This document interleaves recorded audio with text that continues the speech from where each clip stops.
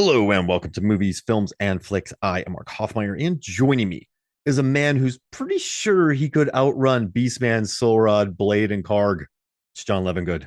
I can. They all are such wide, duck stepping, bow legged, goofy. They run like an action figure is designed, with their legs kind of angled a little too far out and bent weird. There's that scene where they're trying to catch Courteney Cox, and they just can't. Oh, Julie, they just can't do it. She escapes from all four of them. Four intergalactic hitmen A who curious who are quartet. specifically selected for this by Skeletor's right hand sorceress, right? And you expect they're gonna at least be as effective as the goblins in Legend, which have a little They were goofiness in them. very effective. No, oh yeah, the It's legend. really just Blix, Yeah, but on a right? scale one, if we're on a scale of Blix to like Beastman, there's quite a gap. Dude, You know what I mean? What? Beastman was okay. Like, you know how Toka and Razar were played for like a great gag in Teenage Mutant Ninja Yeah, Turtles yeah. 2? I feel like in this movie, Beastman is that gag, but they didn't let the viewers know it was a gag. And I had the Sorod and I still have the Blade toy laying around somewhere, figure. So I had those toys. But yeah, they were very not good. And you know what's interesting, John? They had never taken Skeletor until they got that key and they bopped right inside of Grayskull. So no wonder why. If this curious quartet is the best, and Evil Lynn's good at her job. So if these are the four that she can get, it's a little. You know what's interesting, John? Evil Lynn's like, "Yo, give me an army, I'll go get it." He's like, "No, we got to send some bozos ahead." Because it could be a trap, so we don't Yeah, want to go in with the whole army and if then it's a trap. I love that Karg comes back. We are overpowered. Karg has huge hair, by the way. And then I love that And they outnumbered, yeah, by and then Evil Courtney Lynn's Cox. like outnumbered, more like outplayed, or something like that. And then Evil Outclassed. Lynn's taking care of business. She's like, you go over there, you go over there. I'm gonna go in the back. She gets the key. Evil Lynn takes care of business. I like her in this movie, but yeah, watching this again, Julie, she has no problem escaping Sorod, Beastman, Blade, and Karg. And And she's purely panicked too. They didn't yeah, make her extra capable or anything. She's panicked and scared, and she's just running away, and it is very effective. I feel like the two, like Karg and Sorod, should have bumped heads when they were trying to grab her when she was like crawling underneath them. And then it makes like a comic book sound that wouldn't Bonk. exist in real life. Just, But don't. just. What's interesting? Blade, his name is Anthony DeLongis, and he was actually he was Blade. He was also the weapons armor on this, and then he doubled Skeletor at the end during the big sword fight against Dolph Lundgren when they ran out of money, and they turned off all the lights, and the director only had a couple lights to film their final battle. But Blade did like quadruple duty on this movie, Anthony DeLongis. So I kind of respect him for that. That makes me happy. So the guy Blade, he's actually Skeletor at the end because everyone got sent home and the director had to put on two lights And to he was finish the the fight. only moderately and or consistently effective of the four goons. Yes. Like, the other ones just Karg's kept useless. they kept screwing up. Like, I don't feel like he was screwing up on that level. It's interesting. He put his swords down on the stage and that blocked Julie. That was a good move. But she's a panicked teenager who has panicked teenager energy. And they're not, it's funny. In my notes, when she's running away from them, I wrote, they're not catching her. Like they are not catching her at all. And that made me really happy when they go after. However, yeah, if you're Carl the janitor, you can get your ass kicked because Carl got handed to it by those guys. Yeah, poor Carl. I have a question, John. So at the end, Skeletor, when he gets the power, he becomes this like just Aztec god. got loaded with gold, which had to have slowed him down. I mean, all that stuff on your head is not great. He was The the power. power of the universe. That's true. So I So don't think it was anything at all. so But he looked John, like an Aztec god, or even like some of the depictions of ancient Chinese gods, like the kind of adorned in nothing but gold and just bright and extra shiny. It was almost like, remember Lo Pan and Victor Yeah. Wong are fighting, and they're like Victor Wong's guy is a glowing golden samurai. Like it made me think of things like that. If you get the ultimate power, John, what's your ultimate power outfit? I got to tell you, I don't know why this is what came to mind, but I feel like I'd be one of the three storms, and I would just have like a bamboo reed hat that goes all the way down to like my collarbone, and then just some simple robes and clothing. I don't know. I really like the mystique of those hats that they wore.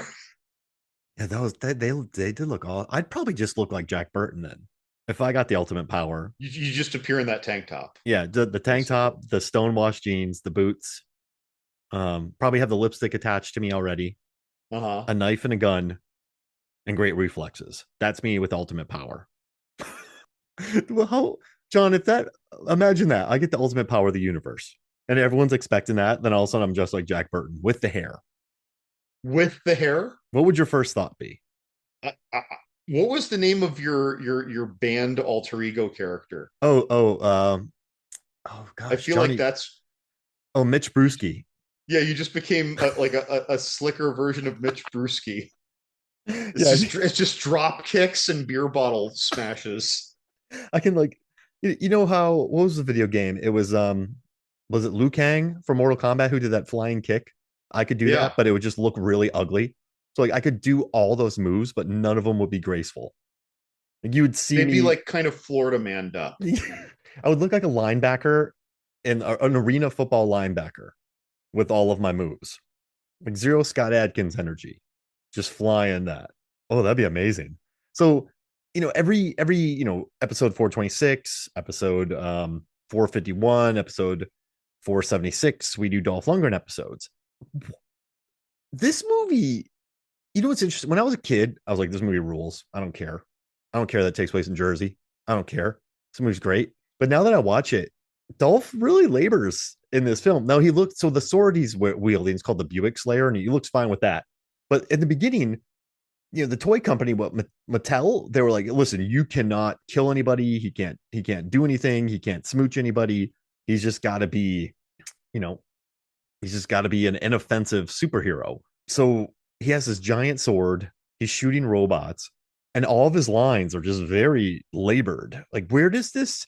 He looks the part, and the poor guy had to, he had to like look like that for months. John, normally people have to get buff for one shirtless scene. Like Dolph had to do that for months. It's like, where does this rank in the pantheon of Dolph performances for you? I really enjoyed it. It's not like his best performance by any means, right?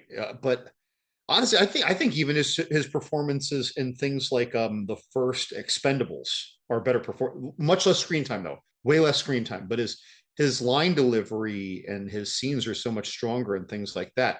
But this is consistently pleasing.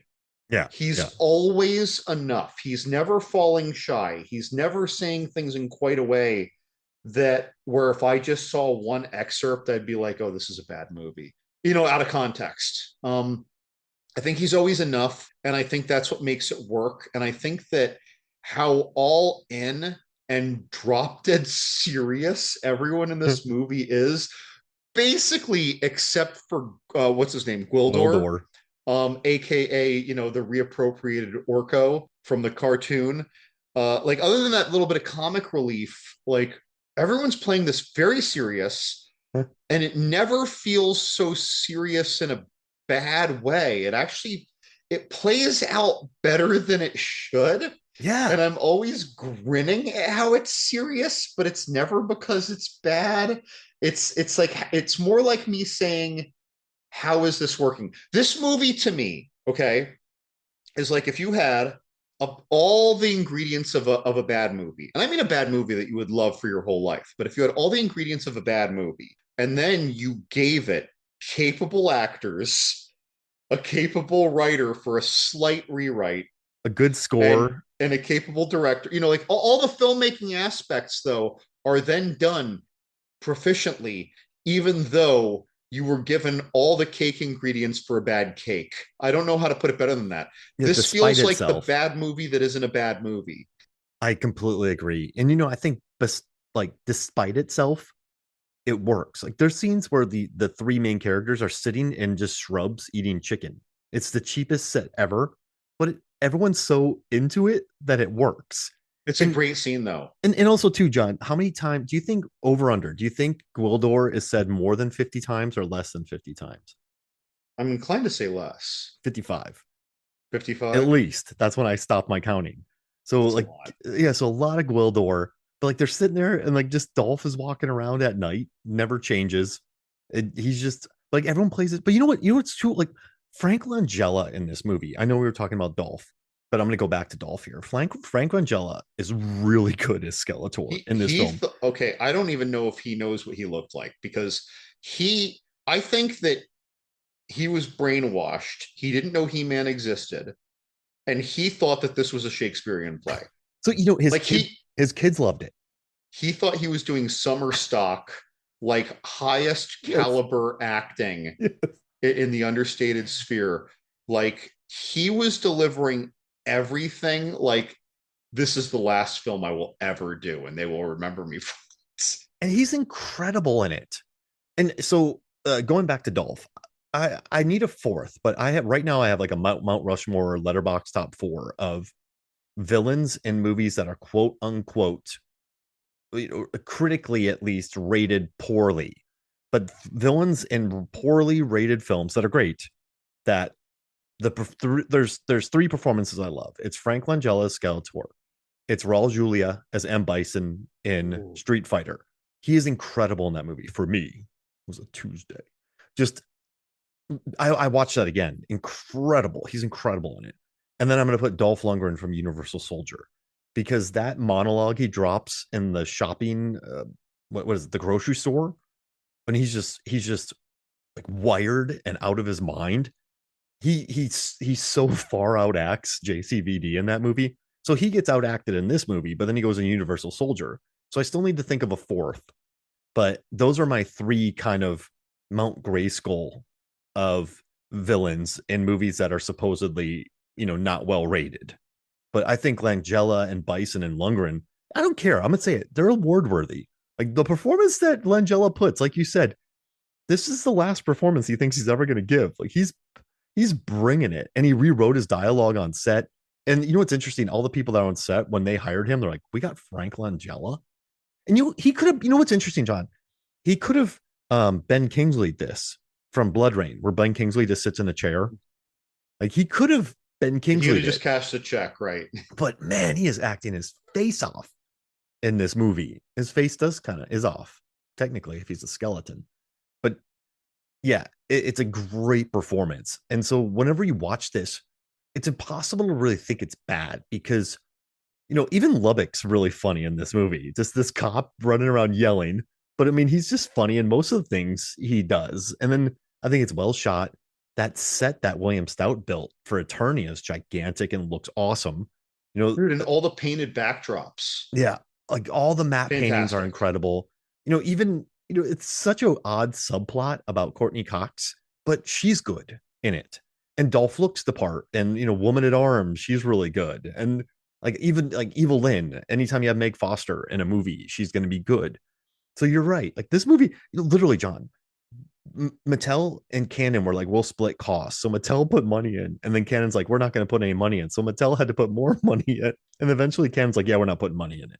So like this movie was like doomed from the start, and like it didn't get enough money as it needed. But you're right, it somehow works despite itself. And I will never not say that this is not a fun film. This is a fun film. I have a good time with this movie. It was an interesting choice too. It's funny because they played the movie so serious, and maybe that's why. But they totally desexualized She-Ra, Yeah, and she wasn't She-Ra at all. yeah.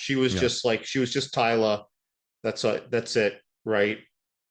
It was kept very simple. She was just another person from Eternia who was had some kind of status. Yep. And like, yeah, I mean, Meg what Chelsea Field, she's just, you know, she comes up, she's like Woman at Arms. Like she's shooting people. Yeah, she's never sexualized.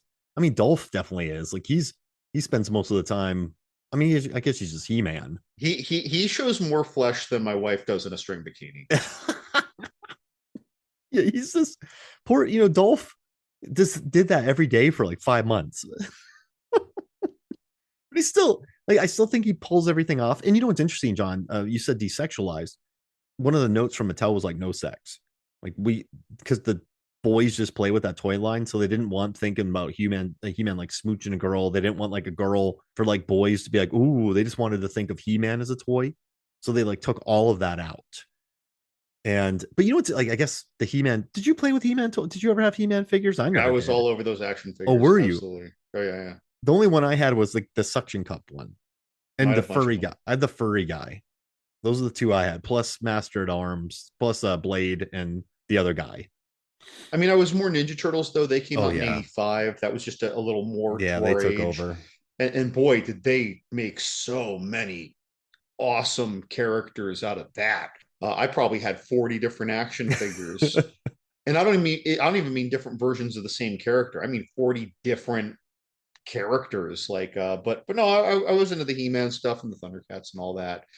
You know, it's funny you're talking about like the no sex and this, that, and the other. I'm watching this movie and I haven't really watched this in a very long time. Like at least 20 years, maybe 25 years. And I'm realizing this movie is not for kids. I'm not saying this movie is for adults necessarily, but it's not for kids.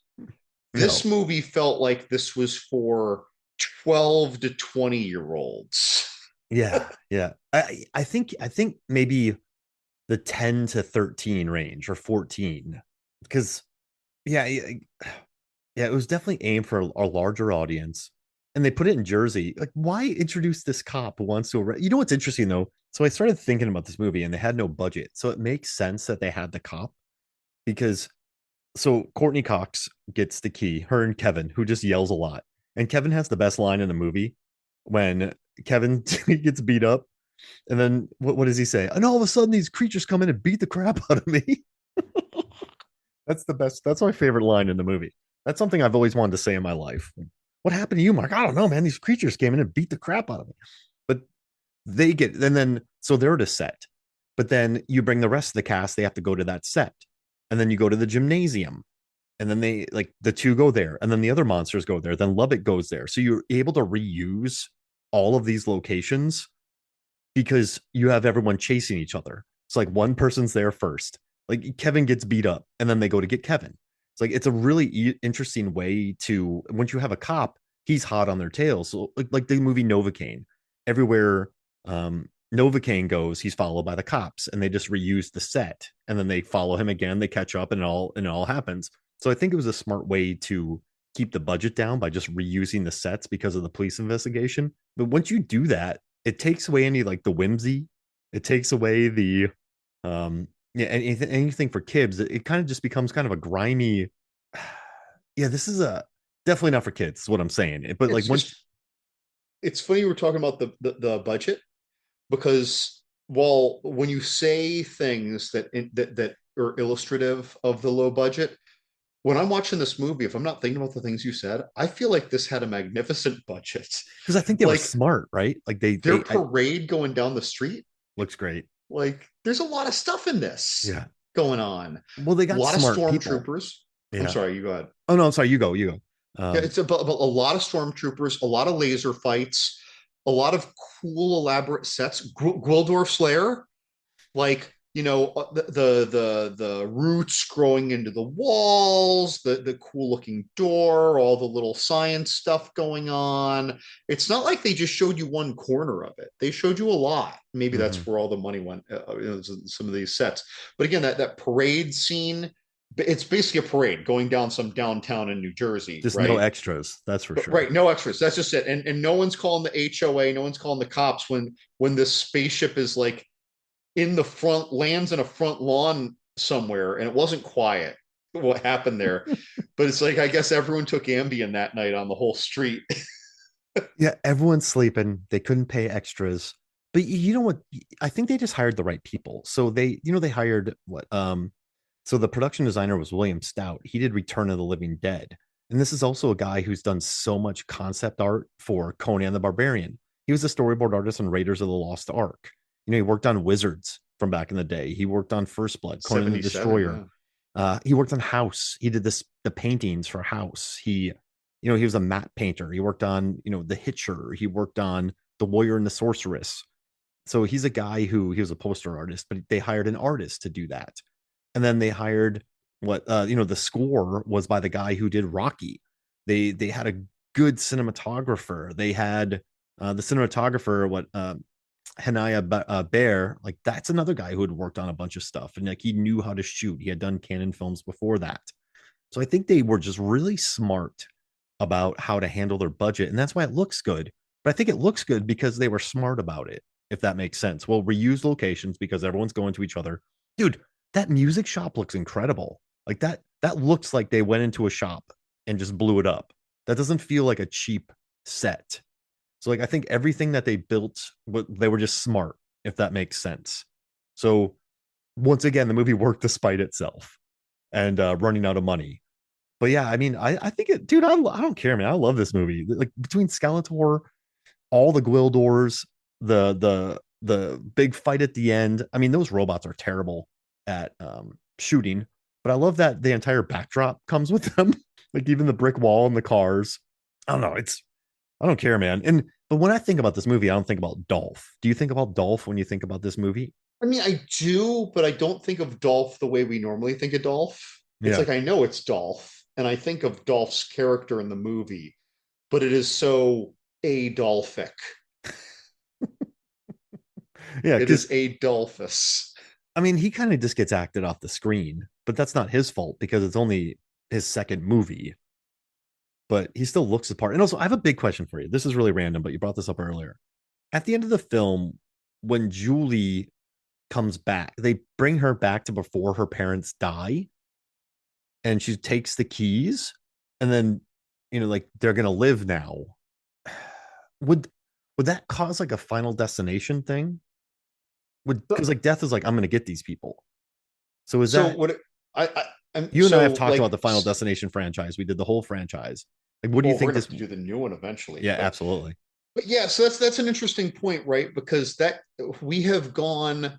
She has knowledge of everything that's happened, but we have not now gone back like years, years. Like first off, I mean, let's be real. If you, even if you're a good-hearted, honest person, if you are just put in this situation, this turns into Biff with the almanac. Yeah. Like you're going to know at least a couple things you can capitalize on. And over the course, it's not like you're thinking that right away. You're thinking that on day one. You're just like, I'm saving my parents, right? Mm-hmm. But eventually, you're going to do some different things. And by the way, we're still aren't we still going to be moving towards the day that Skeletor comes? It's if time travel movies have taught us Oh, anything, it's not like that closed the loop on Skeletor. Skeletor now exists. It is earlier in time.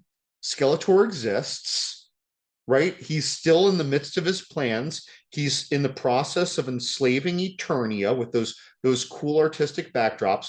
This is all going to happen again. Now, she gets to be and maybe she's the only one who knows. I don't know. And she can be more informative and more useful to He-Man when this happens again, and they'll be even more effective at thwarting Skeletor, perhaps. But like it, so to your Final Destination point, this is literally a history repeats itself because she went back in time. She didn't go back to. It's not even the change that is the concern at this point. and Like, wow. And it'll be interesting. She'll know not to use the key. Let's say she finds it. Don't use it. And then she goes and looks for He-Man and gets it back to him. So yeah, the whole thing's changed. She's or as soon as they come into her world, she's immediately like, hey, not really ex-boyfriend who's kind of still my boyfriend, but we're totally through because I'm moving to another state. But we're going to keep talking like we're going to have another date tonight. You need to figure this out right now. We're just going to drop everything. You need to figure this out right now and figure out how to play this thing. And then you just play the thing. And yeah. then that thing that took 40 minutes of the movie to get to, right, just happens right away. Yeah, if she remembers, I guess. I don't know. She's probably like a flighty 20-year-old. I think she was actually 23 when the movie came out. It was Wow. hard to say how old she was, by the way, because I think they said that she had dated her boyfriend for like 6 or 7 years. Didn't she just graduate from high school? Because she's like, yeah, I'm at the gym and I'm not going to be here for graduation. So I want to like enjoy it. She's not going to be there I for the guess it could final. have been in my head, that could have been college, but that might have been because I already knew how old she was before Yeah. I watched. Because yeah, she's like, I'm just going to enjoy this one more time before. So a high schooler is going to move across the country. I guess she sold her parents' house. So did she get A lot life going on here. insurance? I don't know what's going on. I mean, who was she living with? Did she get emancipated? Was she just living like an orphan I mean, kid? I maybe don't she was understand. 18, right? So then she gets the life insurance. She can sell the house. They died a while ago, though. They didn't Yeah, die like 2 weeks ago. but she doesn't like she doesn't seem strapped for money or worried. I mean, she is working at a fast food place, though. Yeah, So she's I mean, working. she's still in high Everyone school. worked back then. Yeah, By the exactly. way, listeners, if you're Everyone like worked, under 30, every high schooler worked worked, and back then, unless your dad was the named partner of the lawyer at which they showed up and they're like Maserati. yeah, I was at Burger King and movie theaters. I mean, if you watch Fast You, Times, Mall, I worked Choppy at a smoke Mall, shop. I yeah, did an after school program for elementary school. I taught martial arts to then I taught the Ninja Turtles class. nice. Yeah, I mean, And then everyone. later we changed it to the Power Rangers class. Oh, that's amazing. Everyone had jobs, so We all worked. she's probably We just all working. worked. That's what you All of did. us. I So feel like we're blowing people's minds with this, not the movie. Like people are listening to this and like if there's a 24-year-old listening somewhere, they're like, no. You mean you were working because of your student loans? Like, no, we were 14. We were it's 14 and we were working. my core crew of friends. Let's see. Yeah, one of them worked at McDonald's. Another one worked at Burger King with me, and then another one worked at CVS, and he stayed there. Let's see. And we had one guy in my group who didn't work, but I think he was just kind of doted on. So, and he got a new truck. So it was kind of like the rich kid who didn't do it. But yeah, we all had jobs. That's what you did. You go to Burger King, you flip some stuff, you go home. It's like whenever you watch an 80s movie, if so listen, 23-year-old who's listening to this podcast. If you watch this movie that came out in 1987, you're like, oh wow, she works at like I feel like the young people watch this movie, they're like, oh, I wonder why she's working. And you don't wait. Like if she's a high schooler, why is she working? Like I feel like even in the '90s, everyone sort of had jobs. That Oh yeah, remember also in Stranger absolutely. Things, Steve and them work at the ice cream shop. This is what you did. You had a job. Also, the same cinematographer of this shot Ernest Scared Stupid, John. I just want to let you know that. That's like your second favorite movie, Yeah. But like no, yeah. ever. So she's working. She presumably has some money. She's gonna go across the wait, but she's not gonna move now. But because her parents, so does she has to wait? So if she has to go through high school again, that's Well, gonna hold be a on. She hasn't breeze. broken up with she isn't leaving, so she's in the middle of her relationship with her boyfriend. What does that do to you psychologically when you go back in time and you've already like worn out your relationship with your boyfriend, and then you go back and you're like, I'm done with this guy, but you go back to a time where it's not worn out yet and you're refreshed by all this pleasantry, and then you enjoy that for a while, but then later you're reminded, wait, I know what this turns into, Yeah. and then you just get depressed.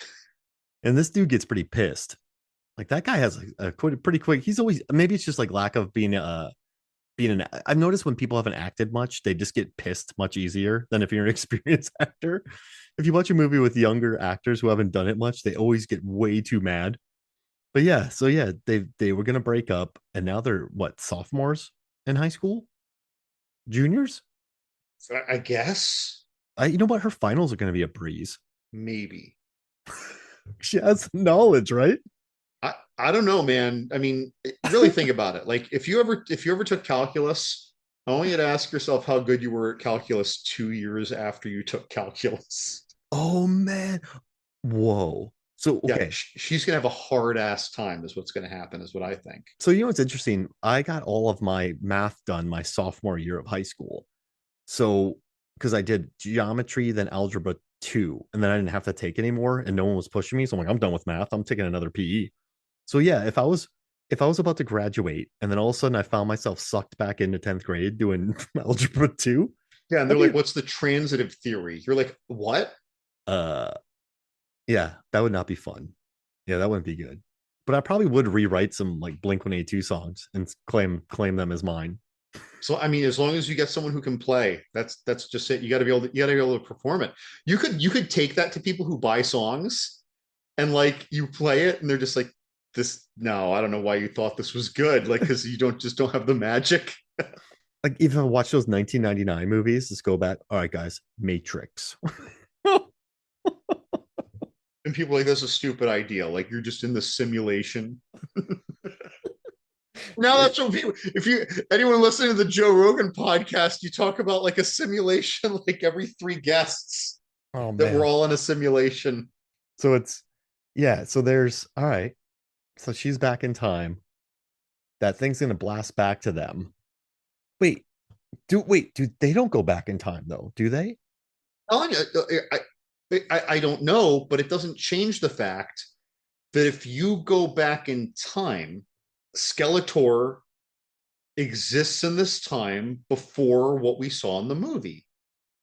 And by the way, is there a duplicate version of them, or did they replace their original selves back in time? Yeah, because there would be a duplicate. There would be. She seems to have just woken up as her original self in a non-duplicate Wait, scenario. So that's very convenient for her. wait, anytime you go to the future and you get brought back to the past, there's gonna be another you. I mean, once we introduce time travel, there are infinite use. Yeah. So she has to kill herself in a brutal battle and take over. Well, that's just, I don't know. They presented it like she was assuming her singular self, Yeah. which, whatever, let's just wave our hands at that because none of us truly know how time travel goes, no Yeah, matter yeah, how it's true. we Yeah, know so from movies, yada right? yada. But even still, she went back to it. They went back in time. They are arguably undoing things that happened because her parents are alive, and thus Skeletor is hanging out with Evil Lynn. They haven't yet been foiled. They are successfully enslaving one municipal county after another of Eternia, or however you keep track of that in a tax code manner. And yeah, like this is all going to happen again. Wow. And okay, so she saves her parents. But I mean, does does does death like if this is are her parents gonna live? Or her parents are just dead anyway? Dude, Because Skeletor might end up killing him. maybe Blade her and coming Blade back, and Sauropod might end up killing him maybe her coming back is what killed him. Or maybe death is just originally. pissed. Like And this is a loop. yeah, a never-ending loop of Like just it's a death. predestination loop. And she's her own mother. You know, it's interesting. The lady who's not the princess, the sorceress plays her mother in Friends. So that's random. But yeah, so she's herself. She's her mom, and she's just going back in time over and over again. And then Death is pissed that she takes the keys from her parents, and then Death kills them some other way. She finds them both in tanning beds, burnt. That's Sounds bleak. horrible. That was a great scene though, and that it was like that was what was that? That was Final Destination 2 or 3. Two. Three. That's such a 3. mean scene, man. And then it cuts to the matching coffins. Like, jeez, that was brutal. Those But movies are delightful though. yeah, they're great. So yeah, that's she's back in time. Eternia saved. They don't. Okay, I have a question about Guldur. He's like Guldur is talking about his race, and he's like, we trust everybody. But his lock has about 50. His door is about 15 locks on it. So, Well, he doesn't trust Skeletor's stormtroopers though. oh, okay, that's fair. Because when they let him in, and then he created that thing. Oh, another. I have a big question for you, John. 1987.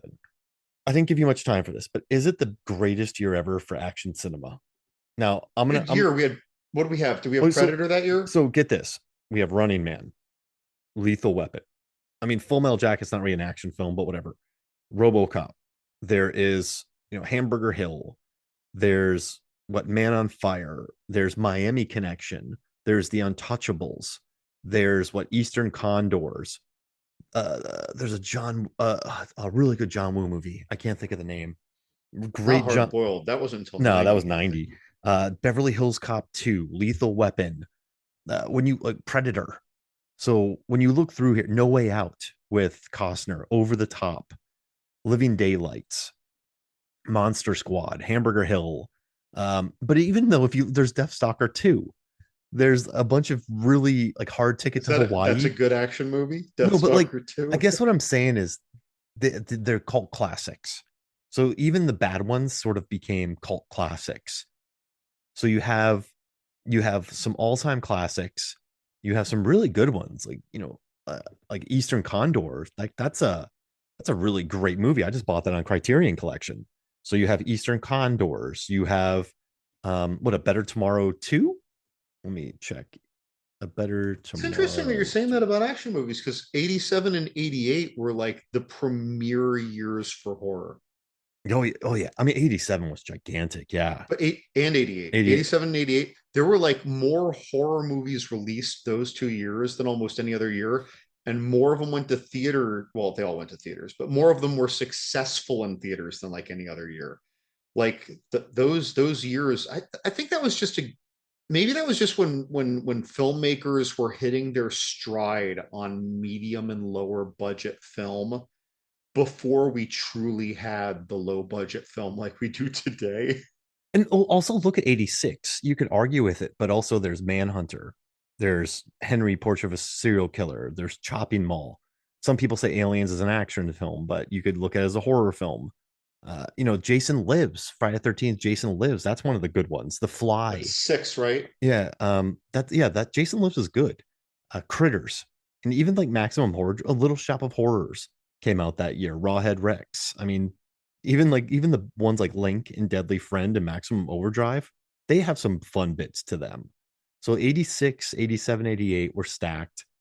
And then 87, I just think 87, we'd have to look at more years, but that's pretty big. You're looking at John 87, Woo. 88 had Hellraiser and Hellraiser 2. Yeah, oh yeah, Hellraiser, of course. Yeah. And, And and it so had and it had Nightmare on Elm Street 3 and 4. oh yeah, so I'm looking here. Like that's a pretty good lineup. You're looking at, Better Tomorrow 2. You're looking at Eastern Condors. You're looking at Predator, Lethal Weapon. Uh, I mean, that's pretty. We can't say anything definitive, but even the cult classic ones, like Over the Top, even though it's a sports movie, or like an Inner Space, or one of like even Monster Squad, like all those movies had a pretty good personality to them. So it's got to be one of the top tier years. I mean, just anytime you have Predator and RoboCop in your year of action, you're going to be amongst the top. So that's Oh, you well, were talking about your Mount Rushmore of like weird villain kind of situations. How about Robert Loggia from Over the Top? He was so serious in that role.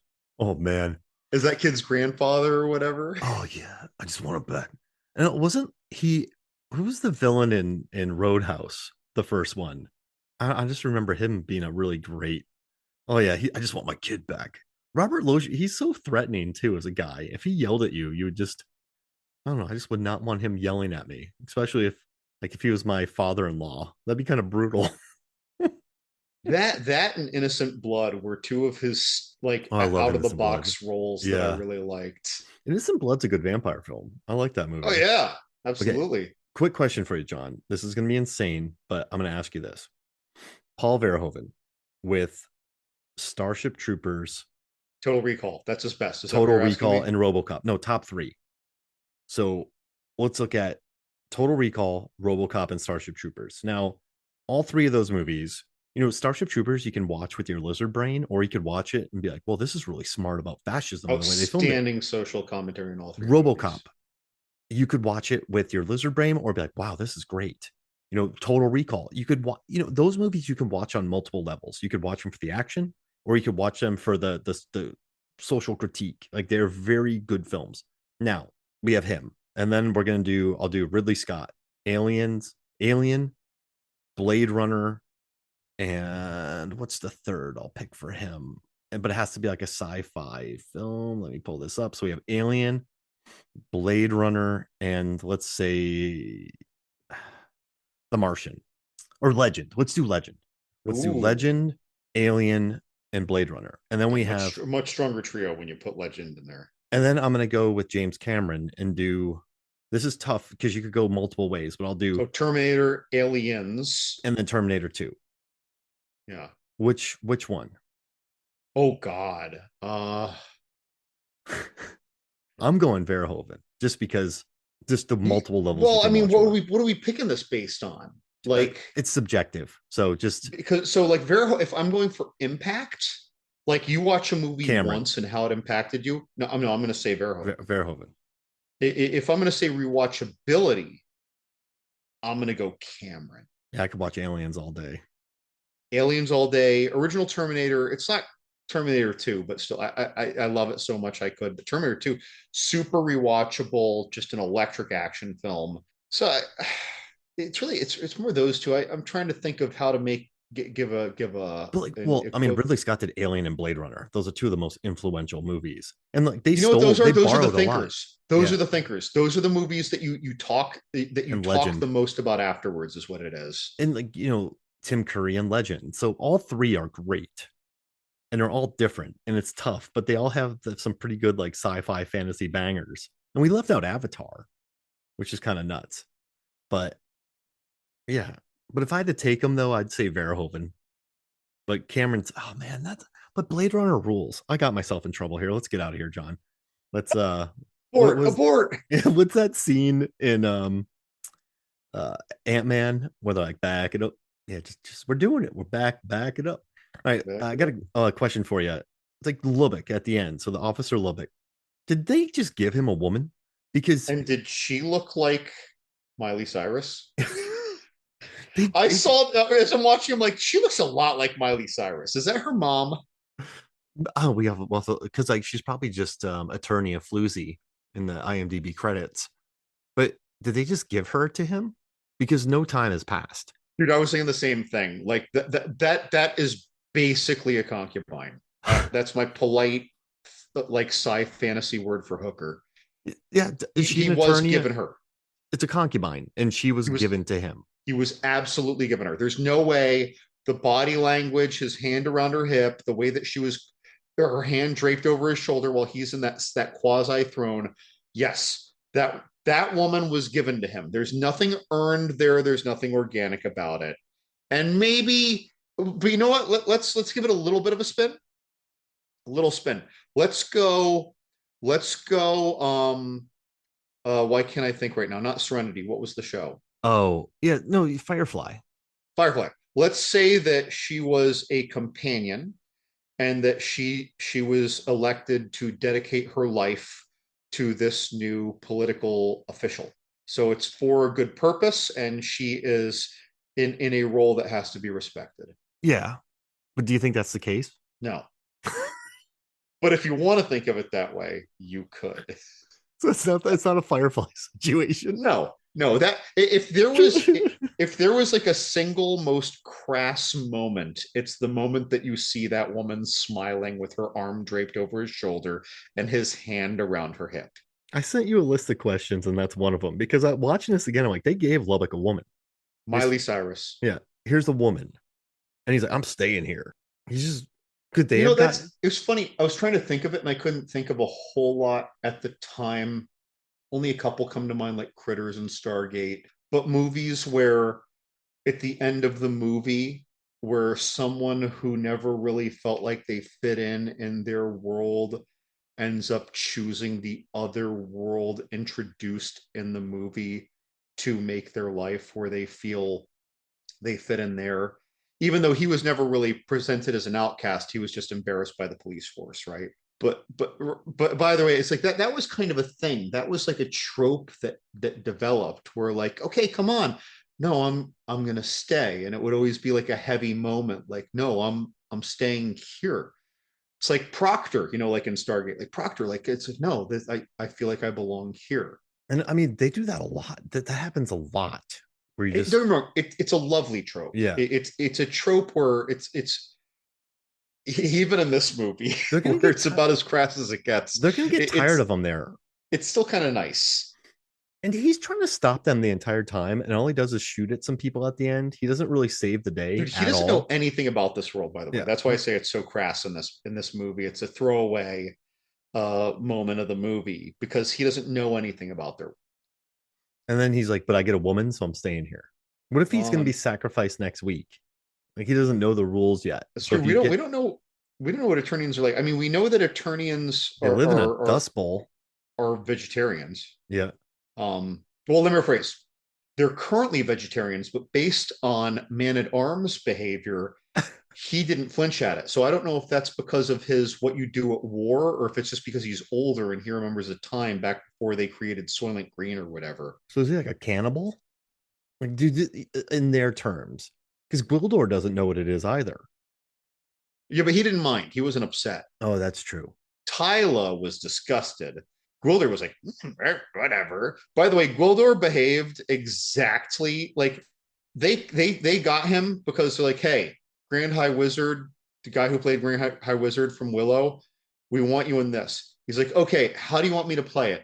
They said, be the Grand High Wizard. We're just gonna put makeup on you. And they're like, Yeah. but like, really? Like, yeah, just be the Grand High Wizard. Exactly the Grand High Wizard. That's what he did Yeah. in this movie. He was exactly the Grand High Wizard. Just dressing up in outfits.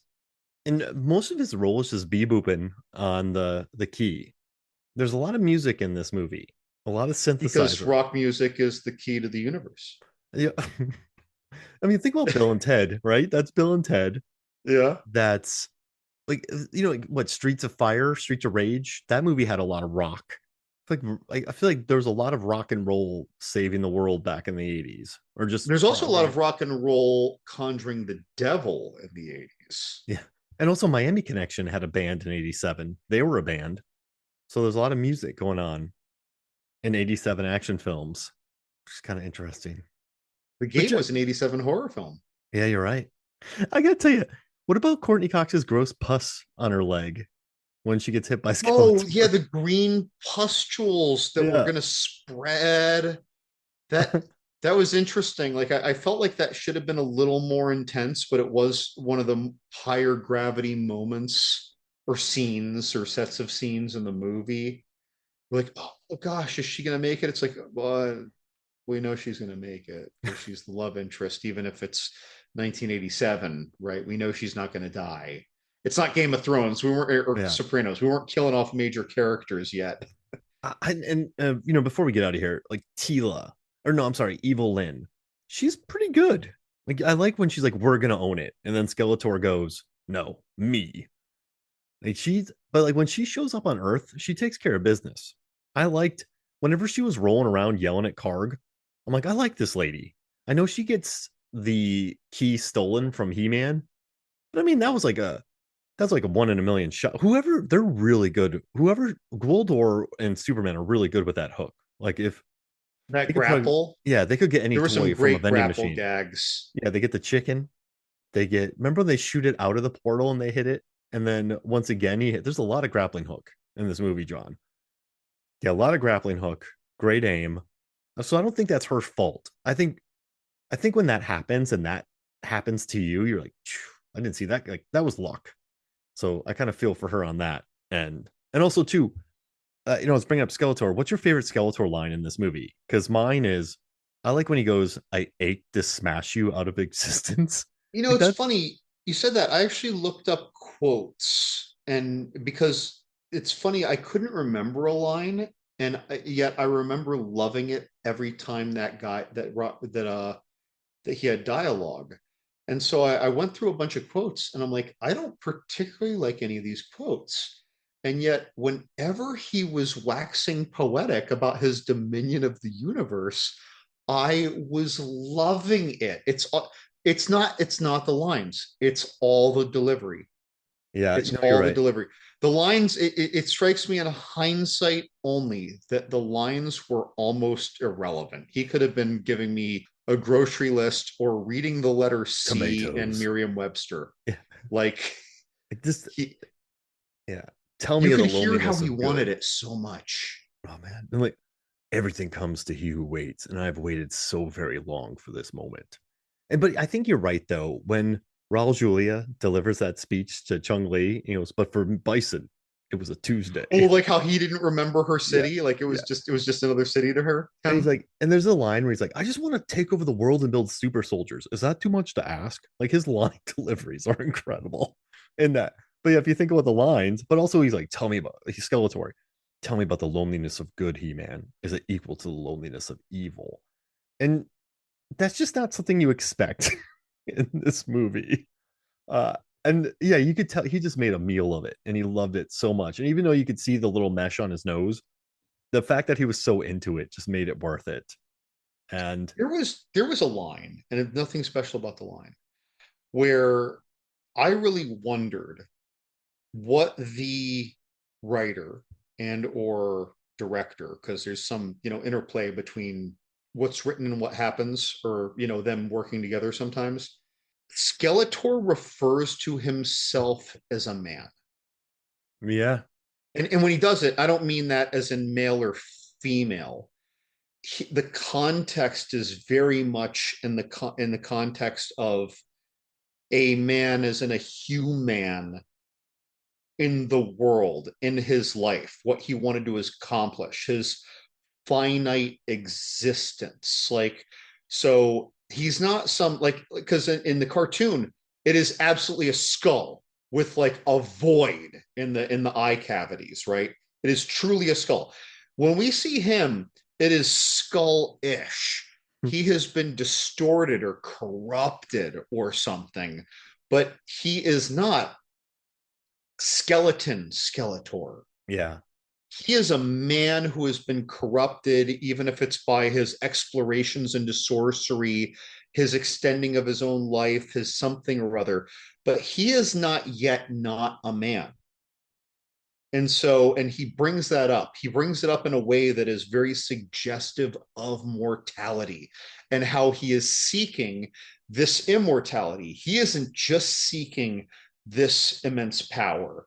And just in literally 2 seconds of dialogue, I like stopped and I was thinking about that, because that is so it's a nice deep thought about what Skeletor is literally, because again, in the cartoon, well, he just looks funny. He just looks like a skeleton because Wow. Yeah. so he's a bad guy.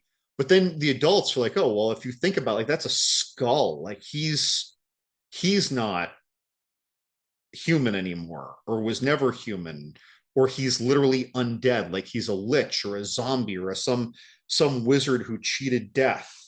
And our Skeletor in this movie has not yet cheated death. He might be extending his life, but he is not forever. That's why he wants this power, I think. He isn't just hungry for power, he's fearful of just being a man. Whoa. And just one sentence from Langella. Like 2 words, like 2 or 3 words, like really, in the middle of a passe thought. But And he he says, brought it up, and I paused, like my brain paused, even though the movie kept going. hey, wait, let me look up the transcript real here and see if I can find it. So he says man, Mm-hmm. control F, man. Oh wait, man. Let's see. This thing is so let's see. Actually, there's a lot of man in here. That's true. Oh, and He-Man. Yeah. It's funny too. By the way, speaking of He-Man, now that I brought it up just then, I thought it was interesting that in the first like 30 or 35 or 40 minutes of this movie, you never hear He-Man. No, he doesn't And at talk the at all. time, I was like, oh man, do they not say He-Man? Because that's actually like a pretty cool play. But then Skeletor refers to him as He-Man, and they refer to him as He-Man like 8 or 10 more times. And I was hoping that when he said that I could have replaced it with Adam or Prince Adam or the Prince, because I know you want to connect to whatever Hasbro or Mattel or whatever it is, Hasbro. Yeah, Mattel. Mattel. You want to connect to the source material, right? But if they just called him by his alter ego, I feel like that would have been a little cooler because the movie was so, it's not a grounded movie, but for its source content, it was presented in a very grounded way. And I would have loved that if they just because Shira wasn't Shira, she was fucking Tyla. But you know what? So I listened to the behind the scenes stuff, and the director said they couldn't use the toy line. They couldn't use the animated show. They could only use the toy line because when the He-Man toy line was invented, he wasn't Prince Adam. He was just No, He-Man no, you could have both. for the original toy line. It might not have been the original, but by the time this came out, you Uh, could own him. yeah, they were saying the original toy. They wanted to stick to the toy line before the cartoon for some maybe rights. Maybe if they used Prince Adam, they would have to pay the animated because a different person had the rights for the animated show. So like they sold the rights for the movie to Canon, but the rights for the TV show went to somebody else. So I wonder if they're like, hey, if we use Prince Adam from the cartoon, then they'll want us to pay them because they licensed this from that. It, Because originally they only created the cartoon to sell the toys. yeah. No, I know, but Prince Adam, I think, let's see, Prince Adam was invented for the He-Man cartoon. Let's see. Yeah, the series of comics. Oh yeah, no, let's see. In the series of comics published by DC Comics, that so this let's see. Oh yeah, this is evident in the earliest original four mini comics and that of the second wave. So I don't know. Yeah, but they didn't use any of it. I really do, man. I think it was just because of money. I think they were just like, we're not gonna do that. Like we're just gonna leave all this stuff out. But I mean, that would have been better because you could just stuff Dolph in a cardigan when he lands. He could be Prince Adam on Earth. Back before cardigans were cool, he could have been what made cardigans cool. It's like going back in time and making Dolph the reason cardigans were cool instead of like Timothy Oliphant. Oh man, is he too big for a cardigan though, Dolph? He might be.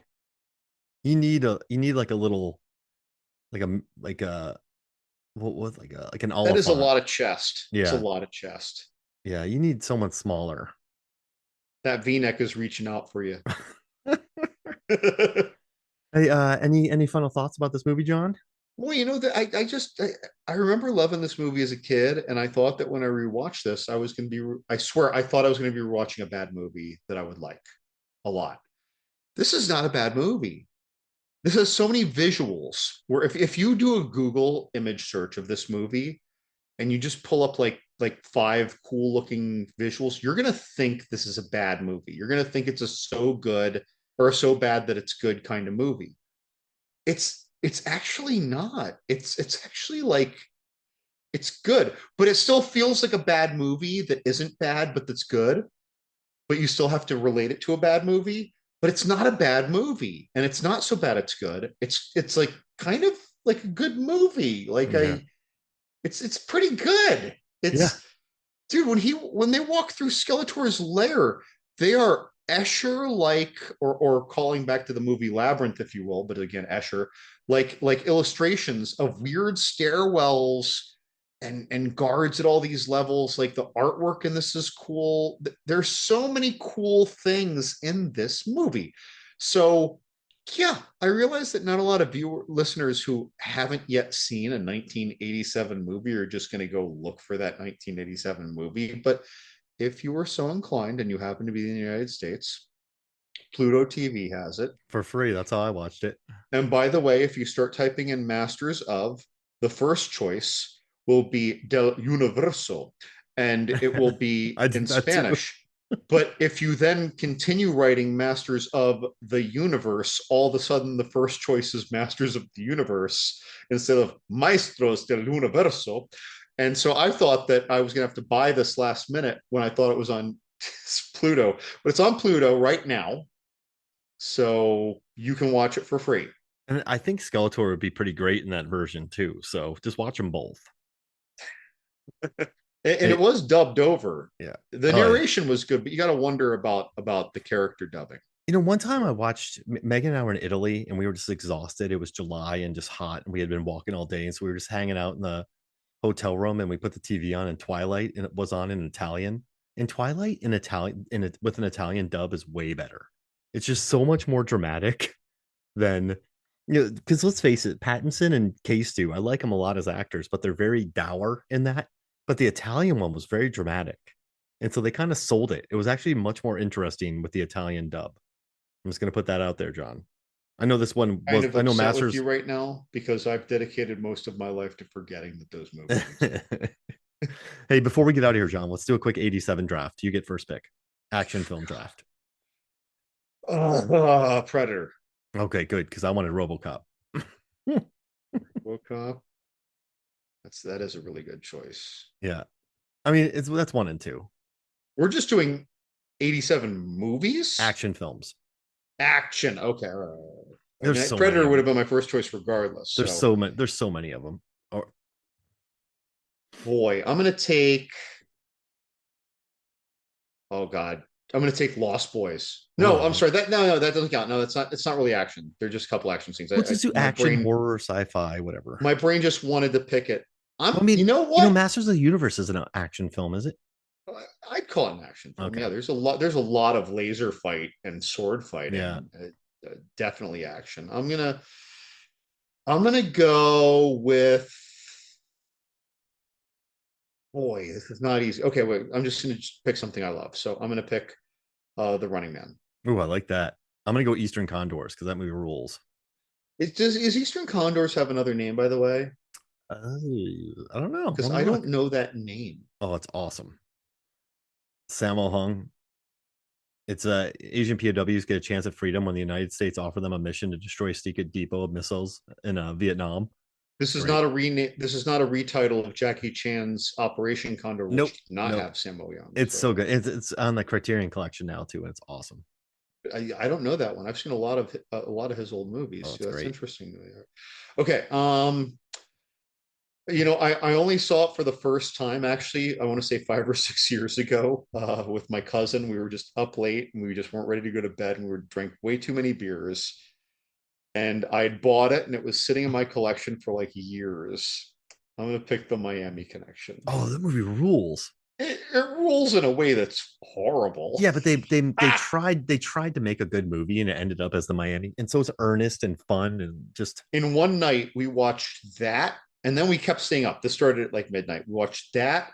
We watched Raw Force. Look it up, folks. You won't regret it if you like Miami Connection. And we watched Hard Ticket to Hawaii. We watched all hard three of to. these movies, and it was very special. We'll never forget that day. Oh man, I'm gonna take a better tomorrow too. I gotta go with this. Okay, I gotta go with some John well, Woo. okay, it's horror, but there are a lot of gunfights in The Hidden. Yeah, sure, you got it. I'm taking okay. I get The Hidden. I mean, we're being pretty loose here with our stuff. All right, so I'll take Beverly Hills Cop 2. I love me some Tony Scott. Okay, I feel And like I have another qualifying question here. Is arm wrestling action I mean, it's in action everywhere, so it counts. over the top? Would I be insane if I didn't take Lethal Weapon? I kept thinking about it. I didn't want to pick too many obvious ones. Yeah, I don't know if I want that one either. You know what? I'll Well, but take I Master. picked the Running Man and Predator up front. Can I take Like Master of the Universe? yeah. All right, there we go. Is that your We last did it. pick? Yeah, that was it. So, Did I get all my picks? yep, you have Predator, Running Man, Miami Connection, The Hidden, and Over the The Hidden. Top.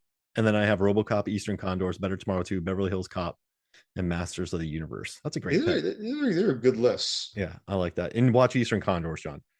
And also, John wrote a review for a movie called SPL 2, where Tony Jaa, the final fight is just incredible. So go watch SPL or Killzone 2 Oh, because Chapeau yeah, the yeah, SPL. Yeah, but or was it, what did I say? Killzone 2? Yeah. SPL or Killzone 2. Killzone 1 was Donnie Yen. Chapeau 2, I think. So let's see. So they call it SBL2, A Time for Consequences, 2015. So yeah, Chapeau Lang 2 or Killzone 2. Um, and it just has Wu Jing, uh, Zhang Jin, it has Tony Jaa, and it has one of the best, and Sammo Hung's in it too, but it has one of the best like final fights you'll see. It's incredible final fight. This guy blocks every single move that Jaa throws at him, and it's one of my favorite sequences of the last 10 years. So watch Killzone 2, 2015, Tony Jaa. Just putting it out there. It's on Tubi. Thoughts, John? I mean, other than agreeing, I feel like there's some pretty good wild things coming out soon, Yeah. Yeah, like Nobody that. 2. Uh well yeah, yeah. But so John, where can people find you? Yeah, John's Horror Corner, and I'm on all the social media that I'm not too old for. Is John's Horror Corner. Hey man, thank you for joining me. Yeah, it was fun. All right, so for me, Mark Hoffmeyer, for John Levingood, this is Movies Films and Flicks. We'll see you next week.